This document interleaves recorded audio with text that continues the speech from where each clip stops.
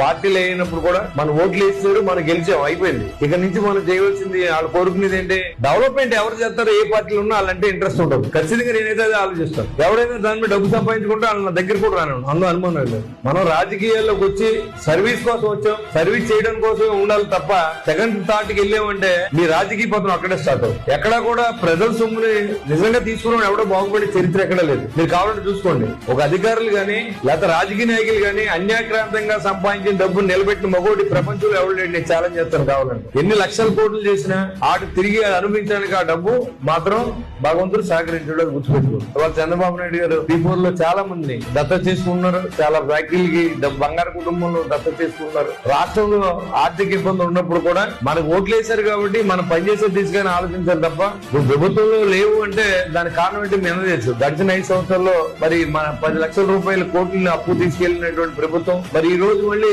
దానికి వడ్డీలు కట్టుకుంటా, ఓ పక్కన స్కీమ్ వెళ్ళించుకుంటా, మళ్ళీ ఇవన్నీ కూడా కంటిన్యూ చేయాలి. ఎంత డబ్బుతో అభివృద్ధి చేస్తారో వాళ్ళ స్థిరస్థాయిగా ఉండిపోతారు. వాళ్ళు P4 అనేది అదే చంద్రబాబు నాయుడు గారి పిలుపు. రాష్ట్రంలో డబ్బు లేదని మనం చూస్తా కూర్చుంటే కుదరదు. ఏదో రకంగా మన ప్రజలు పనిచేయాలనేది మా ముఖ్యమంత్రి గారు మాకు చెప్పేది, మేము మీకు చెప్పేది కూడా. ఎప్పుడు కూడా ఈక్వాలిటీ పెంచుకోవాలి. మనం ఎలక్షన్ లో గెలిచిన తర్వాత మన ప్రజలు మర్చిపోయినప్పుడు ఖచ్చితంగా మనల్ని ఎవడో గుర్తించారు, అది గుర్తుపెట్టుకోండి.